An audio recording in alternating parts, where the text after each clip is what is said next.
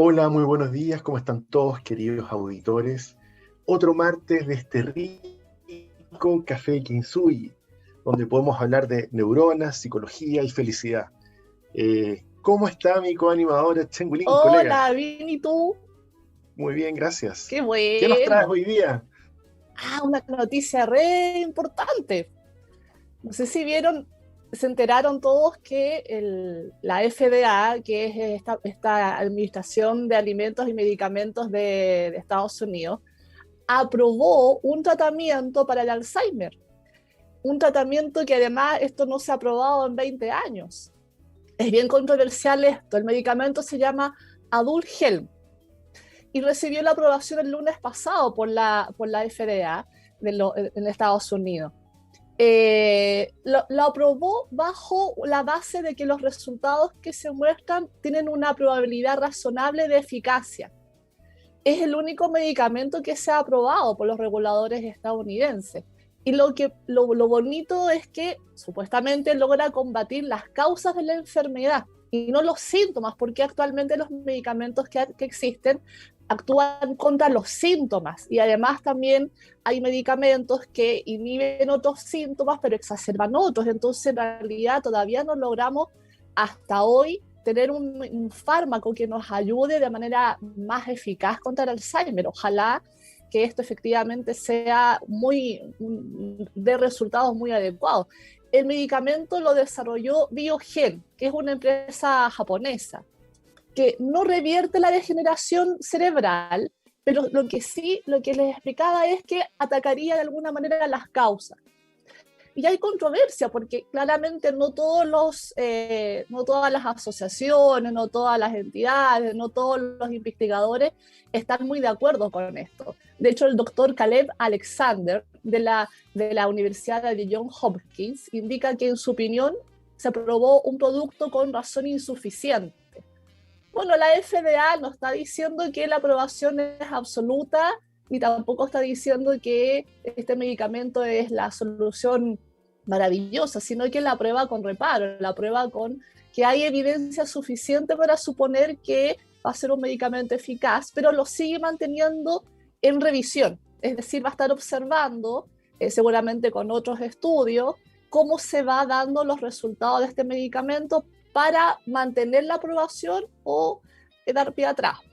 Entonces, claramente esta es una noticia que afecta a millones de personas de edad avanzada, a sus familiares y seguramente va a desatar debates, por supuesto, en toda el área de la salud, de los académicos, incluso de los activistas, de los pacientes. Ojalá que haya consecuencias positivas respecto de este tratamiento nuevo farmacológico en el Alzheimer. Lo importante es que ya se está haciendo, que la ciencia avanza, porque recordémosle a nuestros auditores que el Alzheimer es una enfermedad que aparece en la adultez mayor, se presenta, pero que su nacimiento se origina incluso hasta 3 décadas antes y que tiene que ver con la pérdida de la memoria. Por ende, qué importante es un par de años más de vida con alguien que está 100% con sus recuerdos. Eh, bueno, queremos recordarle a nuestros auditores que Café Kintsugi se transmite por www.radiohoy.cl y en su señal de audio o TV streaming, y además en el canal 131 a través de Sapin TV. Hoy día tenemos un tema súper entretenido, nos han escrito también por ahí, por Sí, interno, nos han hecho preguntas, y por eso les volvemos a invitar a todos que nos escriban a @cafekintsugi en nuestro Instagram. Bueno, les cuento, el pasado miércoles 2 de junio, o sea, hace poquito, hace en el mes poquito. del orgullo gay, del Pride, ¿no es cierto? El cantante puertorriqueño Ricky Martin reveló a la revista People que se sintió violentado, violado, superado, cuando la periodista Barbara Walters lo interrogó sobre su sexualidad hace casi 3 décadas atrás, cuando él recién incursionaba en el mercado anglo, con un éxito como un sex symbol, como un super artista. Y en ese momento él dijo, siento que tengo sintomatología, siento que tengo TEP, siento que tengo trastorno de estrés postraumático. Eso fue lo que dijo. Esto pasó hace 2 décadas, mucho antes que Ricky Martin pensara y decidiera declarar su sexualidad, su condición de gay, Exacto. como lo mismo señalado. Ricky Martin fue puesto en aprietos por la periodista. En una entrevista del año 2000, ella dice que podía detener rumores sobre su sexualidad y lo increpa. Ricky Martin, y acá es lo interesante, y esto es lo que quiero transmitirle para iniciar la conversación, Chanhue, cuando Ricky Martin se siente acorralado por esta periodista en vivo ante las cámaras, él le pasa lo mismo que le pasa a cualquier animalito de estos documentales de Animal Planet y a cualquiera de nosotros. Él quería huir, él quería escapar, él quería irse, desaparecer, el trágame tierra que dice la gente. Bueno, claro. Él quería desaparecer, él quería luchar o huir, irse, pero tenía en vivo millones de cámaras y una pregunta encima que lo estaba acosando, violentando, violando. ¿Qué nos puedes contar un poquitito de esta experiencia? ¿Qué es el TEP, Chanhue? ¿Qué le pasó a Ricky? Lo que le pasó a Ricky lamentablemente no fue algo nada agradable, fue bien desasertiva la periodista. A veces nos pasan situaciones así, ¿eh? De hecho, el video lo pueden buscar, lo pueden ver y se van a dar cuenta cómo la periodista lo increpa y cómo él lo pasa muy mal. El TEPS, o de mejor manera lo podemos comprender como trastorno de estrés postraumático, TEPS, es una afectación a la salud mental que algunas personas pueden desarrollar tras experimentar, vivenciar algún evento traumático. Este episodio puede poner en riesgo la vida o en riesgo nuestra psique. Es decir, apreciamos que estamos en riesgo de muerte o apreciamos que estamos en riesgo psicológico, ¿sí? Algo nos está afectando emocionalmente. Y esto puede ser, comúnmente lo asociamos a guerra, ¿no? A la vivencia de guerra a los soldados, pero no solamente es eso. También podemos estar sometidos a desastres naturales, un accidente automovilístico, una agresión sexual, una agresión más leve, una enfermedad crónica, abrupta y que después puede que probablemente se prolongue, duelo, etc. En el fondo es una amenaza a nuestra integridad, a nuestra salud psíquica o una exposición real a la vida, ¿cierto? El evento no necesariamente tiene que ser tan peligroso como una muerte repentina o inesperada, ¿sí? En el fondo es algo que a nosotros nos esté afectando.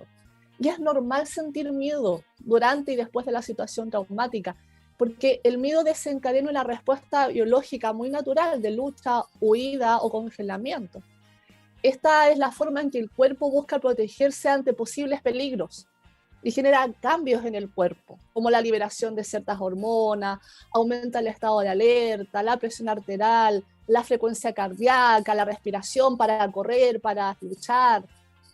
Con el tiempo, normalmente la mayoría de las personas se recupera bien, pero no necesariamente todas. Las personas que hacen TEP no van a comenzar a sentirse mejor. Se sienten más estresados, asustados, y esto puede pasar de manera inmediata, como muchos años después. Los síntomas pueden aparecer tardíamente y después pueden desaparecer e incluso después pueden volver a reaparecer si no se han tratado como es adecuado. ¿Cuáles son los síntomas? Comencemos con eso.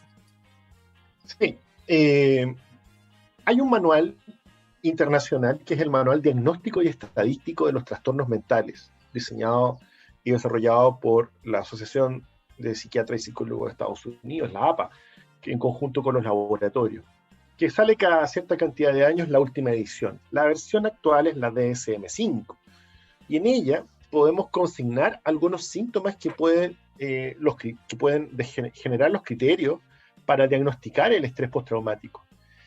Entre ellos, hay algunos que tienen que ver con el contexto. ¿Dónde surge? Son 3. Haber sufrido una experiencia traumática de modo directo. Me pasó a mí. 2. Haber presenciado el suceso adverso que le ocurre a otro. Puede ser un vecino, mi mamá, mi papá, un familiar. Me lo contaron, pero es tan fuerte y es tan directo, es tan potente que me transforma en víctima indirecta. Y me genera un TEP. 3. Saber que el suceso traumático le ha ocurrido a un familiar. Me contaron, a un amigo íntimo, a alguien. Aunque vaya pasado hace un tiempo, la impresión en mí, por mis condiciones como sujeto fenomenológico, son de tal magnitud que me generan un TEP. Hay síntomas de distinta naturaleza, de intrusión, de evasión. Veamos los de intrusión.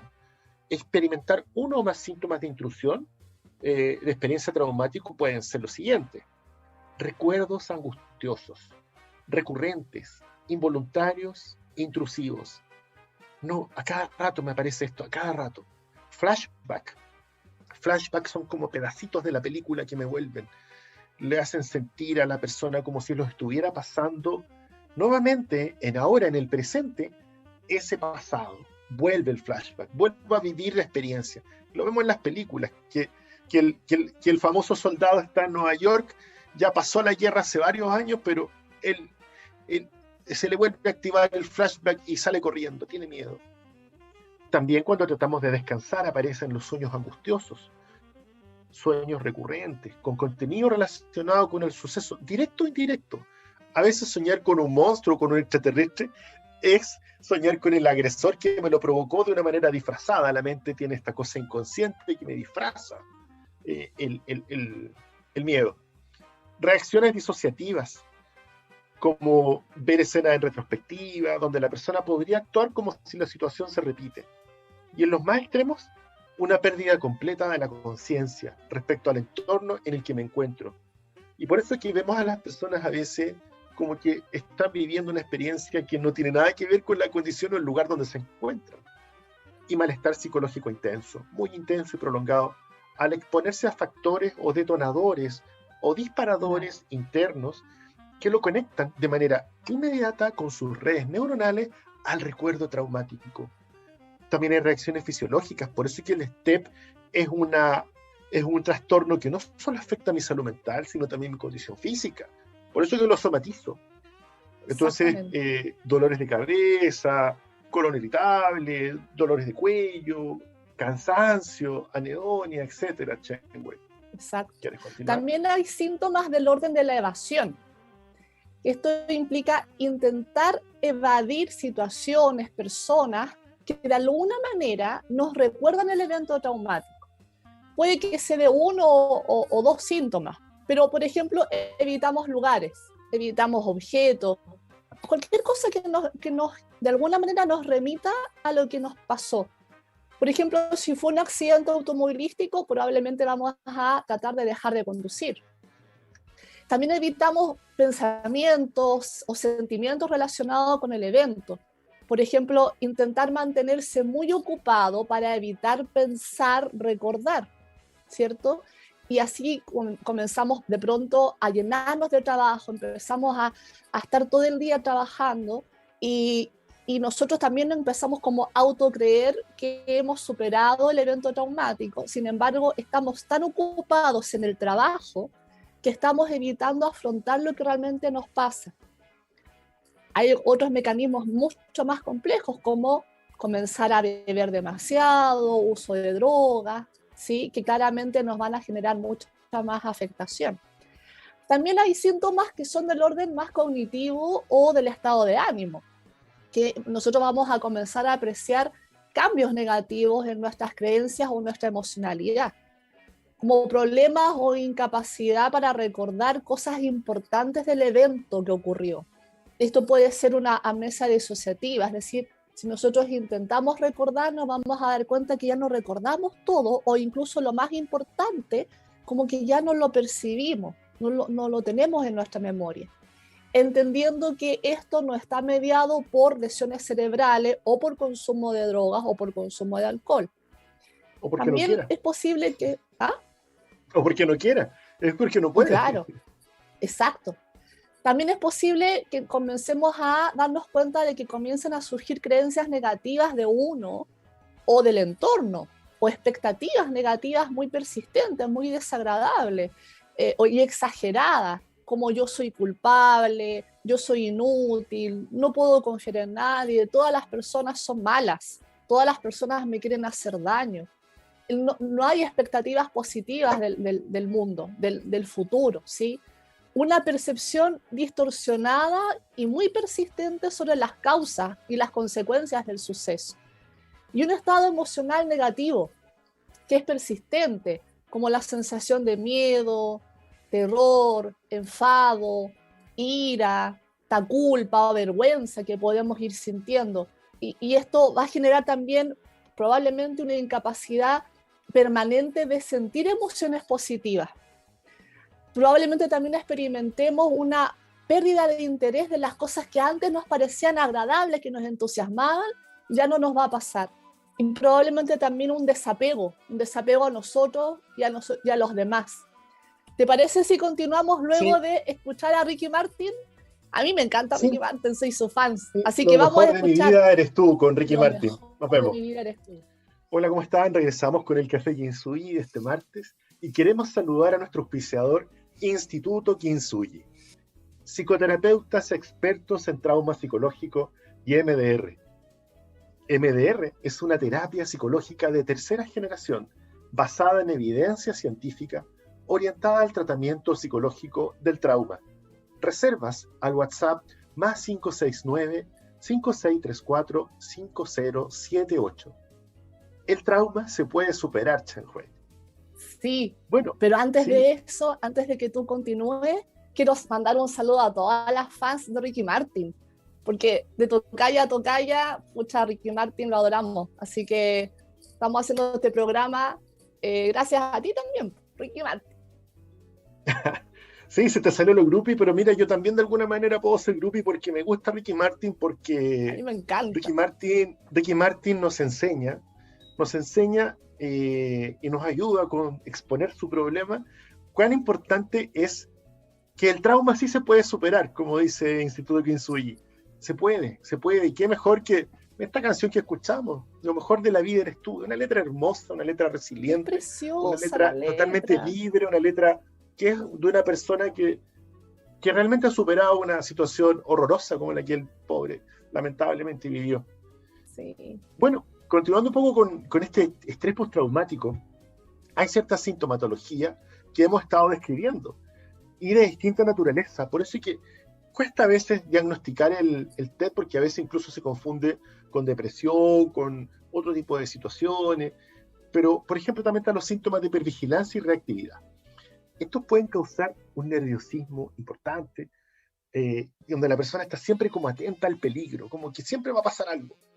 Pueden haber varios síntomas de ellos, como estar siempre sobresaltado, comportamiento irritable, ¿qué te pasa? Como reactivo.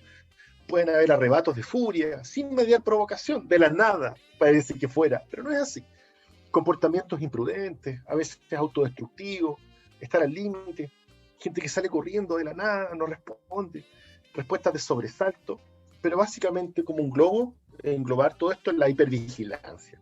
El estar siempre de turno, siempre 24/7 que va a pasar algo malo. Eso implica incluso dificultades en el sueño. Síntomas que generalmente comienzan de a poco en el acontecimiento traumático, pero empiezan a larvarse y a crecer, y a veces después de meses o años emergen. Y pueden venir a los años, muchos años después, por un detonador, Chanhue. Exactamente. ¿Qué es trauma? Ampliemos un poquito el concepto, ¿no? Sí, claro. Porque no solamente es trauma por estrés, o sea, no solamente es TEP, ¿sí? El TEP está en base a una vivencia traumática. Normalmente tendemos a pensar que el trauma ocurre por un evento que para todos comúnmente podemos entender que es muy traumático. Ya dijimos, guerra, accidente de auto, amenaza a la naturaleza, un incendio, ¿no?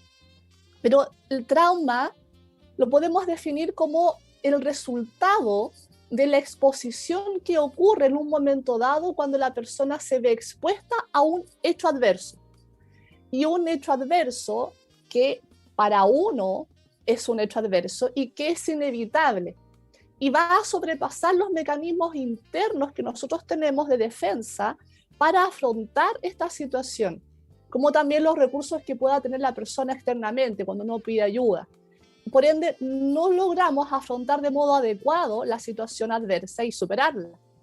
Cuando las personas se sienten sobrepasadas por las emociones provocadas por esta situación crítica, los recuerdos no pueden transformarse ni activarse en la memoria como experiencias superadas adecuadamente o como datos neutros que no molesten, y se guardan en el cerebro del mismo modo en que se reaccionó en el momento del suceso produciendo ansiedad, angustia, un malestar que es significativo, ¿no? Y que se alarga en el tiempo. La persona se ve como impedida de detener, de controlar lo que le resulta, lo que da por resultado esta herida emocional o un trauma psicológico. La intensidad emocional se produce en la situación adversa, porque produce un miedo fóbico al recuerdo, lo que impide que la asimilación sana de este acontecimiento traumático. A nivel neurobiológico, los recuerdos traumáticos se van a organizar fragmentadamente, es decir, quedan como percepciones visuales, somáticas del cuerpo, olores, un ruido, algún sonido, los rostros de las personas, una frase, creencias negativas, conductas que aparentemente son inconexas al evento traumático, pero en realidad no lo son, y que se apartan, por lo tanto, de un procesamiento más consciente, provocando una fuerte alteración emocional cuando se ven expuestas a un detonador que los da de alguna manera a reactivar este recuerdo fragmentado que se asocia al trauma. Los efectos psicológicos del trauma producen cambios en nuestra biología, se alteran los mecanismos hormonales y por lo tanto los procesos de memoria. Durante la experiencia traumática se produce una desregulación bioquímica que altera por ende el proceso de memoria. La amígdala, cuando recibimos este estímulo traumático o varios estímulos traumáticos, la amígdala, que es parte del sistema límbico, se hiperactiva. Se hiperactiva y mientras estamos percibiendo esta situación como de amenaza, produciendo una hipersegregación hormonal, que va por un lado hacia el hipotálamo a fin de aumentar la capacidad de nuestro sistema de defensa, y por otro lado va hacia el hipocampo para aumentar la capacidad de fijación del peligro, y por otra parte inhibir la capacidad que tiene el hipocampo del almacenamiento de los recuerdos. O sea, vamos a inhibir la capacidad temporal y la capacidad contextual a fin de aumentar la fijación en el recuerdo traumático. Entonces se produce el almacenamiento de los recuerdos adversos como que no tienen una temporalidad fija, finalizada, es como que no han terminado, produciendo alteraciones biológicas, cognitivas, emocionales, relacionales de la persona. De este modo, ¿qué es lo que va pasando? La vivencia permanece activa, la percibimos como que aún estamos en eso, o permanentemente estamos volviendo a esa situación, ya sea que lo notemos conscientemente o es más inconexo, por lo tanto es más desde lo inconsciente. ¿Y esto qué es lo que va haciendo? Va afectando nuestra realidad, nuestro modo en que nos vamos comportando, ¿cierto? Genera una tendencia a recordar constantemente lo que nos ha ocurrido, ya sea el recuerdo completo o fragmentado. ¿Cuál es la lógica de esto? Ustedes dirán, ¿por qué tenemos este sistema? ¿Por qué no es un sistema más saludable? En realidad el sistema es muy saludable, es muy adaptativo. Tenemos que pensar que nosotros somos seres humanos que estamos preparados, orientados a la supervivencia.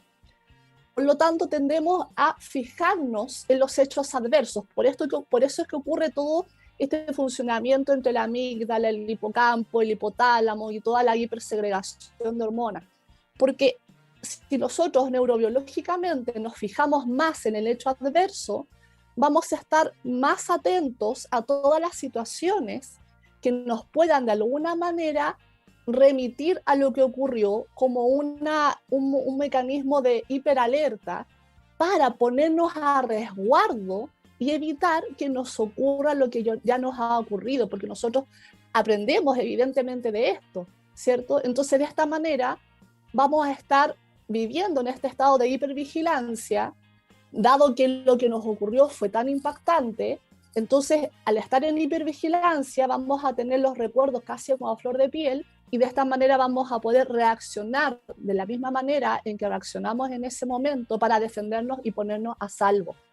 Porque vamos a detectar que hay situaciones o fragmentos de memoria que se van a detonar a partir de esta vivencia traumática, y así nos colocamos a salvo. Por eso es que funcionamos de esta manera. Por eso, y esto ocurre Miren la lógica, es muy linda porque ocurre cuando lo que ocurrió nos superó. Entonces nos está diciendo nuestro propio sistema, eso es muy complejo para ti, es muy peligroso, te faltan recursos para afrontarlo, por lo tanto, cada vez que tú te veas expuesta a esto, se activa todo el mecanismo que en ese instante se activó para que tú te puedas colocar a salvo cada vez que ocurra, ¿cierto? Hay que comprender que, y respetar que lo que para una persona pueda ser una vivencia traumática, para otra no puede serlo. Por lo tanto, las causas de los traumas psicológicos son absolutamente subjetivas y propias, individuales de cada persona. Esto hay que respetarlo mucho porque a veces tendemos a caer en los comentarios de, ay, pero si eso les pasa a todos, o ya, pero supéralo, cosas así que de alguna manera nos hacen sentir como que estamos incapacitados o no nos hacen sentir en confianza para compartir lo que nos ha pasado. Es muy personal la vivencia, sobre todo cuando no estamos hablando de algo como tan claro como lo que decíamos, situaciones de accidente, de abuso, situaciones de desastres naturales, ¿no? Vámonos, antes de continuar, vámonos a comerciales, pero que no se me olvide saludar a las fans FC Volveras de Ricky Martin. Y ahora a comerciales. Y estamos de regreso con Instituto Kinsui, psicoterapeutas expertos en trauma psicológico y MDR. MDR es una terapia psicológica de tercera generación basada en evidencia científica y orientada al tratamiento psicológico del trauma. Sus reservas al WhatsApp, más 56 9 56 34 50 78. El trauma se puede superar, ¿cierto, Julio César? Así es. Bueno, luego de tu tremenda explicación neuropsicológica que diste de lo que es el trauma, que es la base de los trastornos como el estrés postraumático, también es bueno contarle también a la comunidad, a los auditores, sobre todo pensando en los más pequeños, que también hay traumas que son traumas ocultos. Y son un modo, los traumas ocultos son un modo de traumatización que usualmente no es apreciada como tal. Pasa desapercibida por los padres o por los cuidadores de los menores.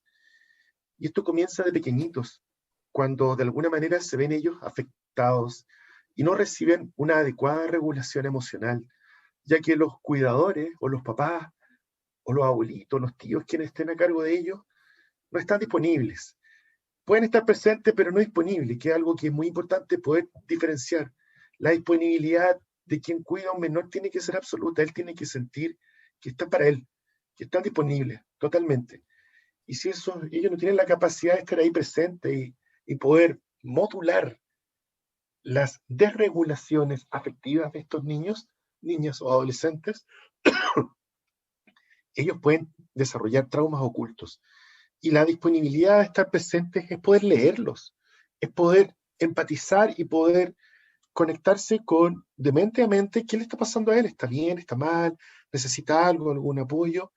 Y si yo estoy al lado pero no estoy disponible o no estoy presente lisa y llanamente, soy negligente con la crianza, se pueden desarrollar en los pequeños traumas ocultos que después, tardíamente, pueden ser personas que son mucho más proclives a experimentar trastornos de estrés agudo o estrés postraumático inclusive, ante situaciones que para otras personas pueden ser menores. Entonces, por eso es que es importante lo que tú decías en el cierre del bloque anterior, que cada persona tiene una historia de vida distinta y puede haber detrás de cada uno de ellos un trauma oculto, Chen Hui. Y la persona no aprende a autorregular sus emociones cuando ya es adulta. Entonces, ante una situación que puede ser evaluada para otros como pequeña, ellos se desregulan y pueden desarrollar incluso un TEP. O puede incluso también tener otro tipo de efecto que también es un poco más crítico, que es el tema de generar un trastorno de apego o un trastorno de la personalidad. Es decir, va a marcar la forma en que yo soy, mi identidad y mi personalidad conmigo y con el resto de la sociedad. Bueno, pero volviendo al trauma y a lo de Ricky, porque Ricky se trató. Y la pregunta que nos hacemos todos, bueno, el estrés postraumático es una situación muy grave, es una situación, sobre todo post-pandemia, que está apareciendo. cómo se trata el trastorno de estrés postraumático. La pregunta que surge de cajón es, ¿voy al psiquiatra? ¿Voy al psicólogo? ¿Qué hago, Chanhue? Claro, claro, el TEPS y el trauma en general se puede y se debe abordar desde dos líneas, desde dos disciplinas, psiquiatra y psicólogo, que idealmente hay un trabajo en conjunto, ¿no? Si no saben por dónde partir, pueden ir al psiquiatra primero o al psicólogo primero, y dependiendo de las circunstancias, lo más probable es que el psicólogo, cuando haga la evaluación de sintomatológica, lo va a derivar al psiquiatra, y viceversa, el psiquiatra probablemente va a hacer lo mismo, porque por un lado, desde la psiquiatría se va a realizar un tratamiento farmacológico, pero desde la psicología se va a realizar en la psicoterapia un tratamiento hacia las causas, hacia poder aumentar los recursos internos, hacia poder superar lo que ha ocurrido, va a trabajar desde lo subjetivo, ¿sí? Entonces, idealmente el paciente va a estar con una afectación somática y psíquica, por lo tanto tiene que acudir a psiquiatra o a psicólogo, entendiendo que son distintas las miradas y distintos los enfoques, pero se trabaja en conjunto. El psiquiatra va a dar un tratamiento farmacológico adecuado. Es muy importante que para fármacos se vaya al psiquiatra. No se automediquen, porque por lo general las personas tienden a tomar el famoso clonazepam, lo toman, lo empiezan a tomar sin una regulación adecuada, y lo más probable es que no sea lo que necesiten y no esté generando los efectos necesarios. El psiquiatra hace una evaluación de toda su sintomatología, de la historia, también de los factores como edad, las circunstancias, el sexo, etcétera, donde va a poder dar el mejor tratamiento farmacológico que ustedes necesiten, y además va a hacer un seguimiento, porque no somos objetos, somos seres humanos y cada uno tiene su propia vivencia, distintos modos de reaccionar al tratamiento farmacológico. Por lo tanto, va a haber una receta inicial que el psiquiatra va a estar permanentemente haciendo seguimiento para ajustar de acuerdo a lo que ustedes reporten en función de los efectos que están sintiendo producto de los fármacos, y así el psiquiatra va a ir ajustando, hace lo que ustedes realmente necesiten y que no sea perjudicial, que sea efectivamente que ayude. Desde el punto de vista de la neurotransmisión, se les va a indicar fármacos que ayuden a los agentes noradrenérgicos a reducir los efectos de hiperalerta, agentes serotoninérgicos que ayuden con los síntomas de invasores, de terror, o algo más dopaminérgico para los síntomas paranoides, más psicóticos, ¿no? Hay medicamentos como antidepresivos que van a ayudar también con la tristeza, con la preocupación. Entonces, tenemos que trabajar con psiquiatras. Entre los objetivos de la terapia farmacológica, en el TEPS está la reducción y ojalá también la disminución de los síntomas invasores, de la generalización de los acontecimientos traumáticos, del grado de evitación, del grado de hiperalerta, de los síntomas de impulsividad o los síntomas incluso disociativos, ¿cierto? Pero claramente también vamos a trabajar con la terapia psicológica, ¿verdad? Así es. Y es bueno, es bueno detenernos un poco en lo que tú señalas, porque partiste con algo que para mí es súper importante. Las famosas benzodiazepinas, los clonazepam, los rabotril y todo eso, en realidad no están indicados como ayuda directa para el TEP. Y eso es importante. Y aquí nos damos cuenta de que sabemos, o sea, el grueso de la población, de la gente que se automedica, lo que hace en realidad no se está ayudando. Y lo que ocurre y hay que valorar el TEP, porque el trastorno de estrés postraumático no es la patología en sí en puro. Puede provenir de distintas causas. Puede ser una multicausa y puede ser un trastorno de estrés postraumático complejo, ¿no es cierto? Con varias situaciones traumáticas de vida. Por ejemplo, en el caso de Ricky Martin, no sabemos si tuvo esa situación que le ocurrió cuando estaba con la Barbara Walters en la televisión en vivo. No sabemos si ese fue el evento único de su vida que le generó el TEP, o ese fue solo un disparador que le hizo recordar múltiples eventos donde él tenía miedo de ocultar cosas que no quería contarle a nadie. Entonces, el abordaje psicológico va a ser distinto, Changhue, y el abordaje terapéutico, psiquiátrico también va a ser distinto. Exacto. Y por eso es que hay que hablar de un equipo combinado de profesionales, dependiendo cada sujeto fenomenológico, cada paciente, que es distinto, su edad, su historia, su cultura, su biología, sus antecedentes genéticos y epigenéticos, porque también si mi papá fue alcohólico, drogadicto, fue un soldado, fue a la guerra, no tengo idea. Todo esto incide en la persona y en su crianza, como lo hemos hablado de los traumas ocultos. Entonces, la terapia psicológica, ¿qué se hace? Avísame con el tiempo, Chango, y si me voy de banda. Un minuto antes de contar. Fantástico, acá lo explico al tiro, en un minuto. Mira, en general las terapias con las que se trabaja el trastorno de estrés postraumático son las terapias de cuarta generación, que son todas basadas en evidencia científica, entre ellas la terapia cognitivo-conductual y la terapia de estimulación visual que desensibiliza y reprocesa, que es el MDR. Y ellas lo que hacen es adaptarte y prepararte para ir superando paulatinamente el trauma. Chengui, ¿cómo andamos de tiempo? Justo. Vámonos a escuchar la mordidita de Ricky Martin. Fantástico, me encanta, una de mis favoritas. Vamos con Ricky Martin. Hola, y volvemos al Café Quinsuya, ya estamos en la etapa final. Aprovechamos de mandarle un cariñoso abrazo, un cariñoso saludo y mucho ánimo y nuestra admiración a nuestros colegas de la salud que están trabajando para superar nuestra pandemia. Por favor, vacúnense, vayan a vacunarse, no se olviden de eso.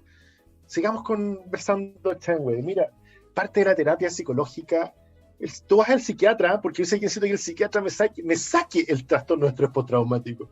Y el psiquiatra te dice, ya, yo se lo voy a sacar, vaya al psicólogo. Tiene que hacer terapia, porque tiene que trabajar justamente el trauma, tiene que trabajar el recuerdo, lo que tú también explicaste sobre este funcionamiento tan complejo del cerebro, donde están los recuerdos, porque el trastorno de estrés postraumático es como un programa que me activa los recuerdos de lo que me pasó y que me ponen súper mal. ¿Qué trabaja la terapia? En este caso, la terapia MDR, aumenta por un lado la ventana de tolerancia emocional, es decir, cuánto puedo aguantar antes de activarme hacia arriba, hacia la hipervigilancia, o activarme hacia abajo, hacia el no poder moverme, al quedarme congelado. Te empieza a aumentar la ventana de tolerancia, hace que puedas soportar y aguantar situaciones. Trabaja con la exposición, con el exponerte de a poco, de manera paulatina, controlada, cuidada, que puedas aceptar eso que te genera cierto rechazo, fobia, etc. Desensibiliza, es decir, desconecta emocionalmente o cognitivamente ciertos disparadores que te conectan con ello y reprocesa. Reprocesar tiene que ver con este modelo adaptativo de la información que tenemos en nuestra memoria, que tiende a que uno tienda a recuerdos saludables, que los recuerdos sean eso. Finalmente, que el trauma deje de ser un trauma, una situación que no pude evaluar ni reaccionar de manera adecuada en su momento, y sea solo un recuerdo malo más. Así como tengo en mi oferta de recuerdos de mi vida, recuerdos buenos, más o menos, recuerdos fome y recuerdos malos y muy malos, solo eso. Sí, recuerdo que me pasó eso y punto, lo superé. Y trabaja 3 vertientes: pasado, presente y futuro. ¿Qué hace en el pasado? Trabaja el trauma original, los traumas que realmente partieron con mi historia. Vamos a saber cuál será la historia de Ricky, no sabemos cuál fue su trauma original, probablemente algo en la infancia. El pasado. Trabaja el presente, todo lo que me conecta con lo que no quiero recordar, lo que me hace evitar, evadir, los disparadores, los gatillos, las cosas, olores, colores, palabras, cosas que mi mente conecta y me hacen sentir miedo. Y trabaja el futuro, dándome posibilidades de donde yo diga, ya no voy a evitar, ya sé cómo se hace. Ahora sé que músculo mental para poder enfrentar esa situación y sé cómo hacerlo. Dinámicas y técnicas que se utilizan como apoyo dentro de la terapia están en mindfulness, el aquí y el ahora, la respiración es específica. Respirar es fundamental porque tiene que ver con el cuerpo, el trastorno de estrés postraumático. Cuando estamos corriendo, huyendo, respiramos cortito y fuerte. Cuando estamos reposando y durmiendo, respiramos muy tranquilo.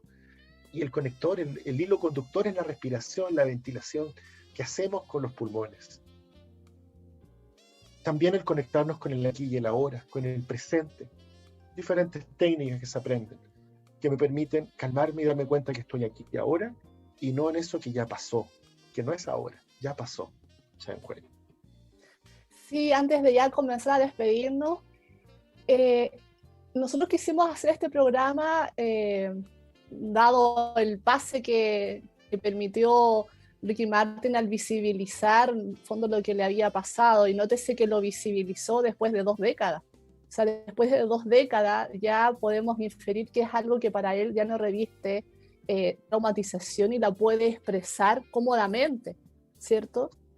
Es importante que nos demos cuenta que cuando nos ocurren situaciones traumáticas, a raíz de todo este mecanismo neurobiológico que yo les explicaba, probablemente no nos demos cuenta tan conscientemente de que nos está pasando algo.